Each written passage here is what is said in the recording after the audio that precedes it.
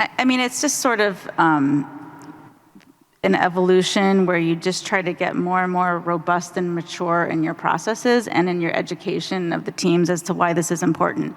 I always try to think of the example, like, just include us. Like, we want to be your BFF. Like, just ask us at the outset when you're planning to do something. We're not going to tell you no, but we're going to be like that extra lantern that you wish was at the front of the Titanic. You know, if they had just had the lantern and would have seen the iceberg a little sooner, they could have avoided it, right? So, like, that's our job as legal, is to just sort of guide them into a good, clear water, you know, and so just building that, but that takes process and discipline and education and trust, and that, I think, is a really big challenge of a small but mighty legal team, you know, when you're greatly outnumbered, and, you know, compliance and data privacy and all the stuff around AI is something that we have to do in addition to, you know, seeing to 10,000 sales contracts getting, you know, created each quarter, right? Like, sales is always like the thing, right? Revenue, but we have this whole other compliance function. And so just balancing all of that and getting the resources to do it is kind of what we're trying to balance. Yeah, I think the most important thing about it is it just needs to be integrated into your existing processes in a company. I mean, we have a common product development process we already have. We have third-party risk assessment. We have product safety, right? So when a product is going before it becomes customer-facing, you know, AI, I don't think it necessarily needs to be its own question. I think it's a piece of each one of those work streams. So I laugh because sometimes the data privacy comes up a lot, and if we decline an AI use that comes through our counsel, a lot of times it's a data privacy issue that it doesn't matter that it's AI.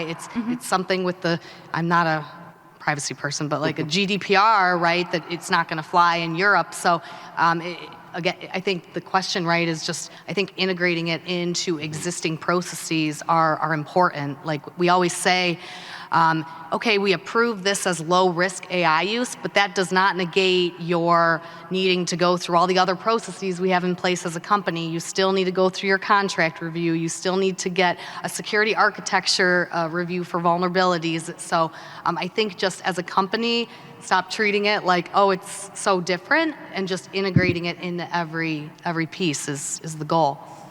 I mean, like Bonnie said, human in the loop, you know, making sure that ultimately, you know, decisions that impact humans' lives are made by humans, you know, but also just watching for it. I think, like, having a review with that eye, like, we were looking at a product, and one of our AI use cases, I think for one of them, was sort of matching up people, you know, you have data about who the applicant for like an apartment is, and especially we have a lot of social housing and affordable housing clients, right? And there's always so much demand, right? So trying to match people up with the appropriate homes and things, and it's like, okay, you're assuming that if they don't have kids, they want a small yard.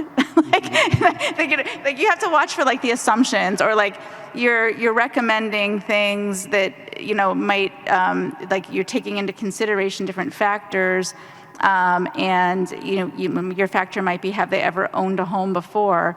Well, it turns out that, you know, certain demographics are a lot less likely to have owned a home before. So maybe that is a characteristic of your algorithm that is going to result in a biased output. So you want to then look at the data set you're getting back and look to see that it actually is balanced with the demographics and things that you would expect. And if it's not, you want to think about, okay, why is it getting that biased output? What do I need to change about the model or the tool so that it is eliminating the inputs, you know, or the data that is resulting in that unfair outcome.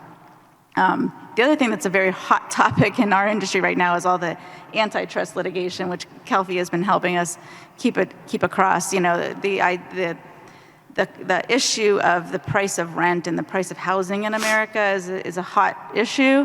One of our competitors has been very much embroiled in litigation where basically the accusations that the AI is resulting in collusion on setting of rents to the detriment of renters. Like all of the data from all the different companies that own residential rental units, apartments, is being combined into one big pot. Models are being applied to that where it's combined, and then a price suggestion is being suggested, shot back out. The property management company has basically no say in setting its price. There's no real human in the loop, according to these complaints. And what's happening is it's restricting supply and increasing price of rents to the detriment of all of the consumers in America because they have so much data. So the AI is basically the proxy for the people in the smoky room in the back, right? And you have to watch for that. And how those litigations will end, I don't know. I don't have an opinion. I am grateful I am not in them, knock on wood. It's interesting. You think there's these ethical issues that come out from use of AI that you have to be thinking about. Yeah, it's interesting to me to hear you talk about it because your situation would be a lot different than ours because you're actually developing tools where the output is going to have some sort of ethical bias issue where I don't think we so much would have customer-facing tools with the issue, but where we're looking at it is in our internal tools that are processing our employee data or our talent team wants to use it.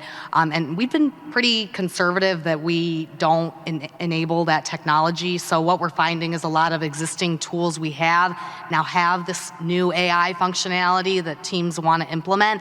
And we really, we've been kind of a little hesitant on it when it's dealing with PII type stuff. The big thing for us is we look at the terms of the vendor, right? Like are they offering us some sort of indemnity or whatever for their bias? Like we don't want to take any of that on ourselves. So I would imagine I am actually glad. Like I have safety. You can have the bias thing.